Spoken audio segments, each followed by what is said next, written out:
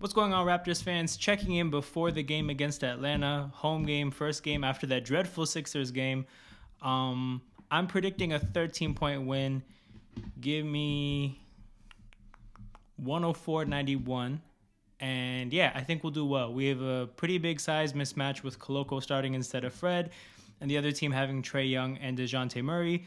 And one of our weaknesses is that we let the ball handler get past the defender, collapse the defense, kick out to 3-point shooters.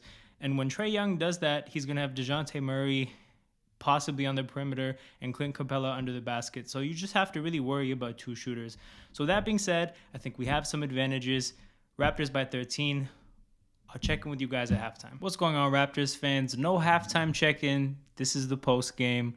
Not gonna lie to you, had kind of a weird night, busy night, had a couple things come up. Kids were knocking on the door because it's Halloween for candy, so I was in and out of the game. I missed a decent chunk of it, but I still think there's enough for me to talk about. Now, Raptors won by 30. I predicted a win by 13, so a convincing win did occur, but still found a way to be pretty wrong. Yeah, four things I want to talk about. First, Trae Young. We had this guy in hell. Now, I noticed at the beginning of the game, Scottie Barnes was the player that was defending him. When Scottie Barnes left the court, Precious Achiuwa was defending him. And look, this is the strength of the Raptors. This is what we can do. If you have a ball-dominant player, a guy who's going to score most of your points, and a guy that's going to do most of your shot creating, we have a team well built to deal with that. And if that guy for you is 6'0" and 140 pounds, then we're going to put these big athletes on you, 6'8", 7-foot wingspan, move their feet well. And that's what we did. Trae Young ended up having 10 turnovers, and he was 3 for 13 from the field. Now, I brought up in the last clip that I actually don't think the Hawks are too well suited to Trae Young's driving kick game with a player like DeJounte Murray instead of Kevin Huerter. I actually think they downgraded a bit in that regard, specifically in those type of moments where Trae Young has multiple defenders committed to him and he needs to kick out. Obviously, Capella is a lob threat, and he caught a few lobs. And Trae ended up with 10 assists ultimately, and he'll do that because he's Trae Young. But on the whole, we had a phenomenal game against Trae Young. He played 32 minutes. I think the last 5 minutes of the game were mainly played by random guys off the bench. But if Trae Young played 5 more minutes, honestly, he'd probably have a few more turnovers and a few more misses. I don't trust him. I don't trust that he would have turned the game around, because the parts of the game that I watched, he didn't do really well in. Next thing to talk about, Scottie Barnes.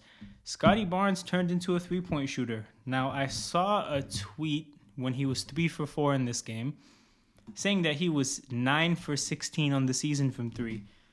So let me quickly do the math. So that means at this point he must be 11 for 21 if the math is right. I don't know. I'll look up the stat. I don't know if the stat websites are updated. But yeah, that's really good. That's really good if he's 11 for 21 from 3. Obviously, it's a small sample size, but this is a skill that everyone kind of saw flashes in for Scottie Barnes last year. He would have games here and there where the 3 would be good, but the kind of threes he would shoot were normally catch and shoot threes. His feet are set. He's catching the ball. He's putting it up.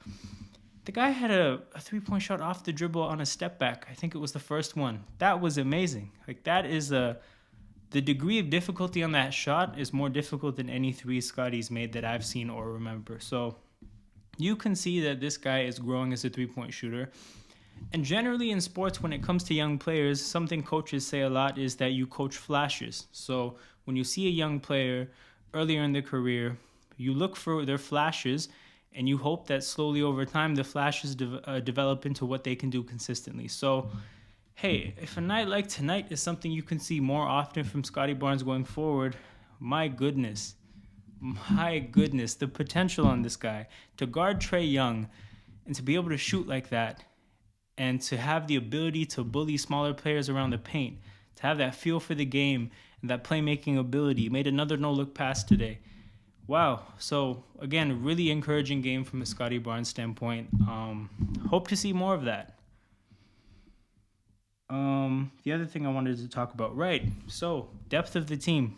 we had 6 players score double digits, and Koloko scored 9. So we came very close to having um, a game where we had 7 players score double digits, and that's with Fred missing. So goes to show that while we saw a team that had 7-man rotations last year, this is not that same team. This is a team that's a lot deeper. There's a lot of guys we can play. A lot of us didn't forecast Koloko playing. If you saw my season preview, I talked about that. I talked about Koloko playing in his rookie year, and I mentioned that I think it's pretty likely he'll play. Because I think that if you're going to introduce the idea of playing with a drop defender, one of him or Birch is going to play, and I just wasn't going to be shocked if Koloko was the better player. And it seems like so far, based on the minutes they've played, Nurse looks at Koloko as a slightly more favorable matchup to put on the court as opposed to Birch. So, look, is he always good out there? No. He makes his mistakes. He fouls a little too often. He sometimes gets rejected at the basket or just doesn't finish around the rim. You can see that he's kind of weak for a guy his size. But those things will change over time. So, look, Koloko scoring 9, having 5 rebounds, 3 blocks, only 4 fouls, 2 turnovers. You take it. And you know that these minutes are crucial because they're going to contribute to his development, and he's only going to get better and better. So, happy with Koloko's performance. But yeah, if he could have just pulled out one more point, we could have had a game where all 7 people in the rotation. Actually, no, Birch and Flynn played. Never mind. But yeah, we could have had 7 people in the rotation get double digits, and that would have been really cool. So yeah, the last thing I wanted to talk about is just generally the Raptors' vision, right? So Fred VanVleet didn't play. Christian Koloko did in his place. Now, is a 7'1" player coming into play point guard? No. So with that kind of a lineup adjustment, everyone moves over one slot. So now Koloko's your 5. You probably look at Pascal and Scottie as your forwards and probably OG as your 2 and Gary as your 1. But that's from a defensive standpoint, right? The reality is when we play with that kind of a lineup, the ball handler duties are split up between a guy like a Scottie and a Pascal. Occasionally you'll see OG or Gary on the ball. But yeah, you're mainly looking at Scottie and Pascal as your ball handlers. And it's not a situation where one guy is the point guard. It's kind of a situation where the responsibilities are shared between different players. And Gary being your 1 isn't actually your point guard. He kind of has a similar role than he would have playing next to VanVleet.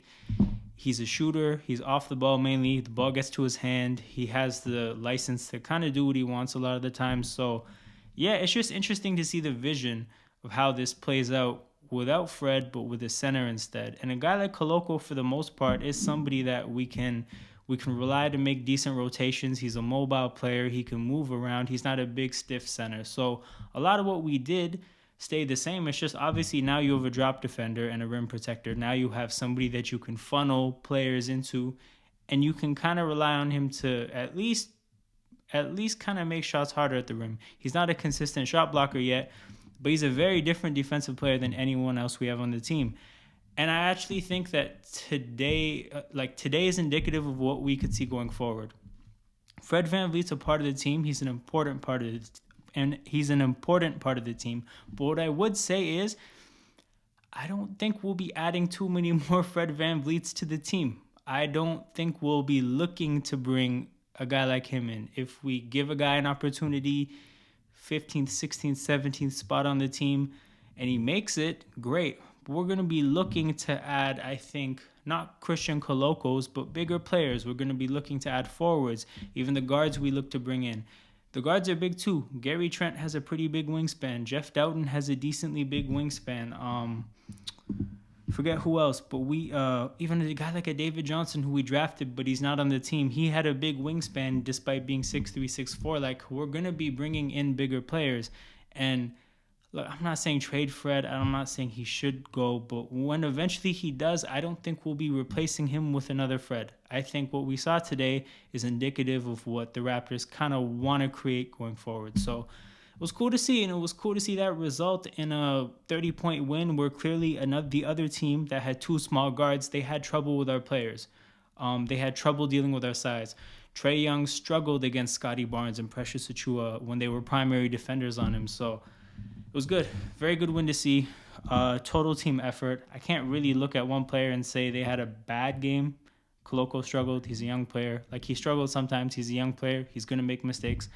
Happy with everyone's performance. Happy with the team performance. Yeah, just hopefully we can get on a bit of a run now. The Philly loss was really hard to stomach. This was a really nice way to respond. And yeah, I'll see you guys for the Spurs game on Wednesday. Hopefully that's another W. We can get on a bit of a win streak now. I'll catch you guys around. If you like this video, don't forget to like, share, subscribe, leave your thoughts in the comments, and find me on all socials at Toronto Hoop Talk.